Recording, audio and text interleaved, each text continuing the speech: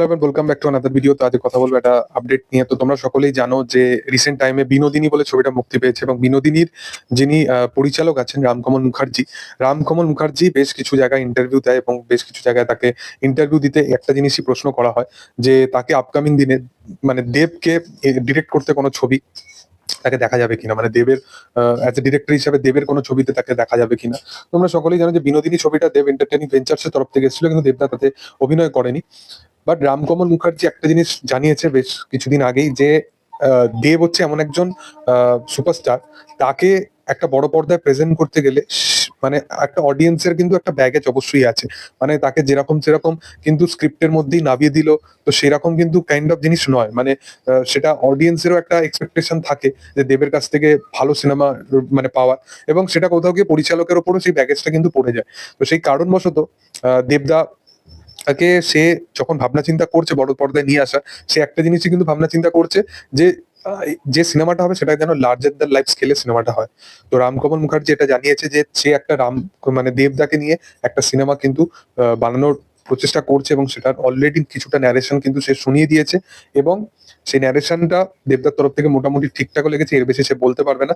এবং সেটা কিন্তু লার্জার দ্যান লাইফই ছবি হতে চলেছে, দেখার আপকামিং দিনে কি হয়। বাট এটাও আপডেট পাওয়া যাচ্ছে যে 2027 সালের আগে দেবের কিন্তু রামকমল মুখার্জির সাথে কোনো ছবি আসবে না। মানে দেব অলরেডি ভাবনা চিন্তা করে রেখেছে যে তার 2027-এ কি কি ছবি লক থাকতে চলেছে।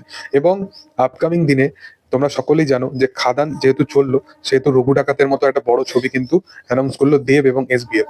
এবং রঘু ডাকাত যদি হিউজ লেভেলে ব্যবসা করে, তো রঘু ডাকাত তো অলরেডি লক আছেই, তার সাথে সাথে প্রজাপতি 2 তো লক আছেই, 2025-এ চলে আসবে। 2026-এ একটা কিন্তু বড়সড় অ্যানাউন্সমেন্ট আসতে চলেছে। 2026-এ দেব এবং এসবিএফ এর ওই চাঁদের পাহাড়ের যে ফ্র্যাঞ্চাইজটা, সেটা কিন্তু আবার এগোতে পারে যদি রঘু ডাকাত চলে। মানে সেই কোর অডিয়েন্সটা মানে ধীরে ধীরে যদি সিনেমা হলে বা বড় পর্দায় আসা শুরু করে দেয়, যেমন খাদানের সময় হয়েছিল, সেই জিনিসটা আবার রিপিট যদি হতে শুরু করে দেয় রঘু ডাকাতের সময়, তাহলে কিন্তু দেব এসবিএফ একসাথে কিন্তু আবার জুটি বাঁধতে চলেছে চাঁদের পাহাড় নিয়ে। তো অলরেডি চাঁদের পাহাড় 3 তো আছেই, রঘু ডাকাতও আছে, এবং এর সাথে সাথে খাদানের কিন্তু সিকুয়েলের মানে কথাবার্তা কিন্তু চলছে। এবং বলে রাখি, খাদান পার্ট 2 কিন্তু আসতে পারে, মানে আসবেই, মানে এটাই হচ্ছে ব্যাপার। মানে তারা প্রপার স্ক্রিপ্ট সমস্ত কিছু রেডি বা সমস্ত কিছু কাজকর্ম শুরু করে দিয়েছে। বা যদি খাদান 2 কখনো নাও আসে, সুজিত দত্ত কিন্তু এটাও জানিয়েছে যে সে যদি অন্য কোনো স্ক্রিপ্ট নিয়ে আসে, সেটাও কিন্তু একটা মাস ওরিয়েন্টেড ছবি হবে দেবের সাথে তার আপকামিং কোনো কাজ।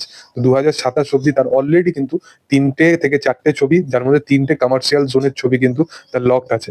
তো বোঝা যাচ্ছে যে তার আপকামিং ফিউচারে 2027 অব্দি কি কি প্ল্যানিং আছে। সে কিন্তু এমনি এমনি বলছে না যে আমার 50 কোটি টাকা আমি একটা বাংলা সিনেমাকে নিয়ে যাব, তার ব্যাকআপ প্ল্যান অবশ্যই আছে। দেখ, তোমাদের কি বক্তব্য এই বিষয়বস্তু নিয়ে অবশ্যই কমেন্টে জানাতে পারো। আর ভিডিও ভালো লাগলে লাইক শেয়ার এন্ড সাবস্ক্রাইব করে দিও। থ্যাংক